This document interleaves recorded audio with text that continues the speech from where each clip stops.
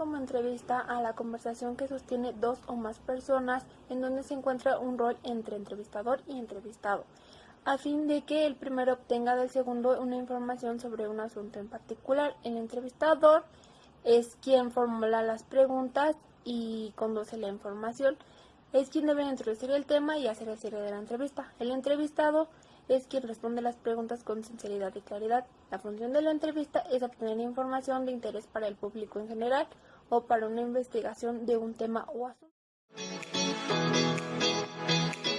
Unas características de las entrevistas es que hay un mínimo de entrevistadores y entrevistados. Es una herramienta para obtener una información específica. Es un acto de comunicación con un objetivo deliberado. Requiere de un proceso de preparación previa. Cada entrevista debe tener una estructura o método de acuerdo a sus fines. Las entrevistas pueden ser individuales o grupales. Algunas de las entrevistas son escritas, presenciales, radiofónicas y audiovisuales.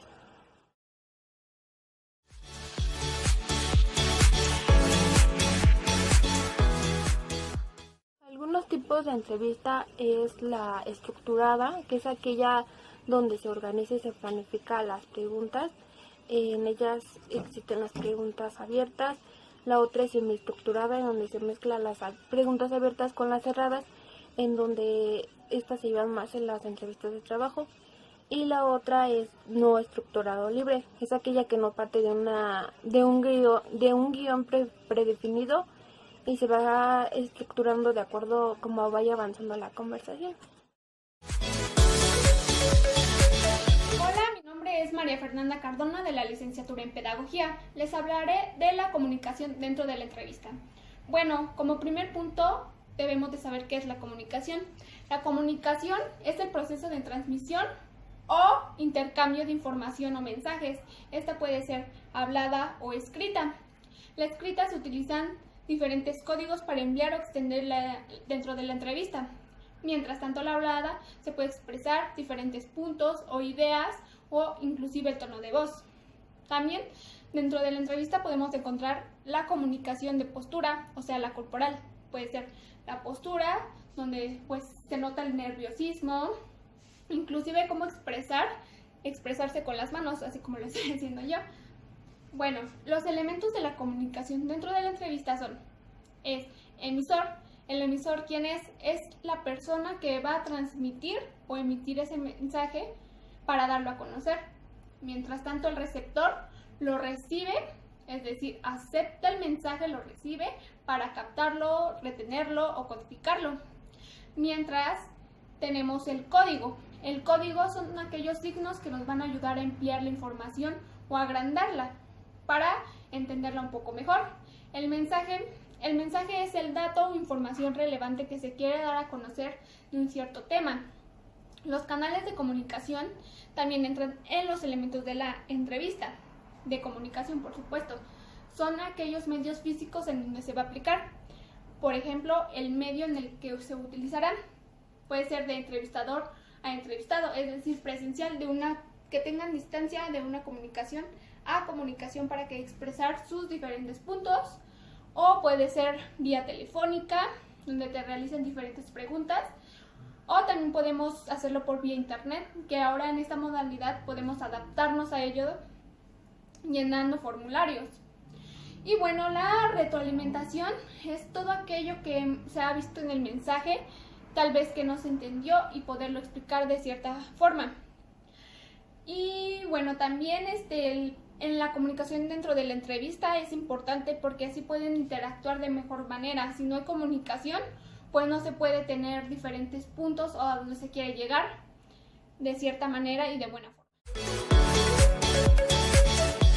¿Qué es el liderazgo? El liderazgo es la capacidad que tiene una persona de influir, motivar y organizar para llevar a cabo diferentes acciones para lograr ciertos objetivos. Pero esto lleva ciertos pasos, tiene características para ser un buen líder. La primera es tener seguridad. Sin la seguridad de sí mismo no puedes lograr y resolver ciertos problemas, por lo que se requiere tener seguridad de lo que estás haciendo y diciendo para guiar a los demás compañeros de equipo. Bueno, la segunda es la empatía, es ponerse en el lugar de las otras personas. no ser egoísta, sino enriquecer su conocimiento de las demás personas. No puedes agrandarte solamente porque tú sabes un poco más de las otras personas. El optimismo es transmitir una actitud positiva ante todo. No puedes llegar a trabajar con una actitud negativa de enojo, frustración o ira, por lo que se requiere la actitud positiva. La tercera es honestidad, por lo que debes de ser sincero de lo que estás diciendo a tus compañeros. No puedes decir mentiras, ni mucho menos en una empresa, porque se sabe que eso es le estás faltando a la empresa. Y bueno, la siguiente es inspiración. Debes inspirar a tu equipo de trabajo más que nada a seguir sus metas, cumplir lo que se está obteniendo y realizar diferentes actividades, pero inspirando a todos a ser mejores. La segunda, como ya decíamos, es optimismo, es la posición o actitud positiva, pero en este caso tiene que ver con la capacidad de comunicarse, lo que anterior decíamos. No se puede tener una buena relación si no hay comunicación. La comunicación lleva una relación efectiva para entenderse mejor, interactuar, pueden obtener diferentes ideas y así llevar a cabo diferentes actividades. Y la inteligencia emocional. La inteligencia emocional es conocer tus propias emociones y sentimientos y conocer los demás de las de otras personas. No puedes pensar solamente en ti, sino también pensar en lo que los demás sienten y comprenderlo. Por último, la planeación. Ser constante en lo que estás haciendo, planear diferentes actividades, organizarlas y ser ordenado en lo que se está haciendo. En este caso, hay diferentes tipos de liderazgo. Por ejemplo, el liderazgo autocrático, donde tomas el poder efectivamente de lo que estás haciendo. Es decir, puedes brindar o hacer que los compañeros de trabajo les asignes diferentes actividades y ellas cumplan las reglas. Y el liderazgo carismático. El carismático lleva buena relevancia en las emociones y sensaciones, es decir, siente lo que los demás sienten y ponerse en los zapatos del otro. Obviamente, por ejemplo, si no entiende algo, comprender, enriquecer su conocimiento y alentarlo a ser mejor persona. El liderazgo democrático es donde todos, inclusive el líder, pueden opinar y dar ideas y conjunto con eso pueden hacer las actividades obtenidas para obtener el mejor trabajo. Ya sea, por ejemplo, unos den las opiniones que les guste más, otros, y el líder pues pone una iniciativa o mejora para alentar el trabajo. Y bueno, también cabe de mencionar que el líder en la entrevista te lo hacen mencionar ya que quieren conocer las posibilidades y habilidades que tienes para manejar la empresa. Sin eso no se puede manejar porque no conoces el trabajo en equipo y sin el trabajo en equipo obviamente no se lleva. Contestaremos la siguiente pregunta de acuerdo al liderazgo. ¿El líder nace o se hace? Efectivamente se hace porque nadie nace aprendiendo. Cada uno de nosotros pasamos por experiencias, vamos aprendiendo poco a poco y vamos obteniendo nuestras características que nos hacen ser mejores personas o peores personas.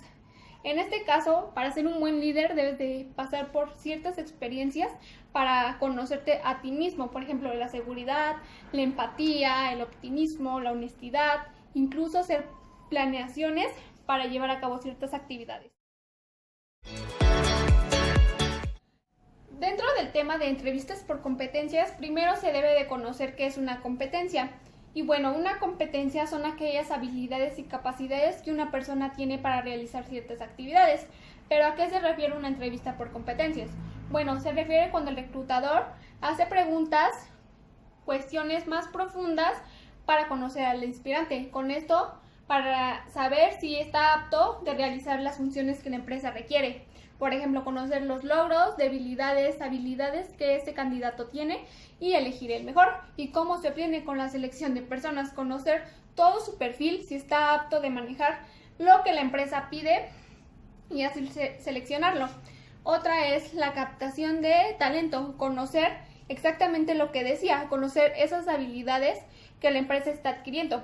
Un ejemplo muy claro, en el perfil docente obviamente se hacen planeaciones, actividades curriculares, interacción con alumnos, inclusive también manejar las TICs.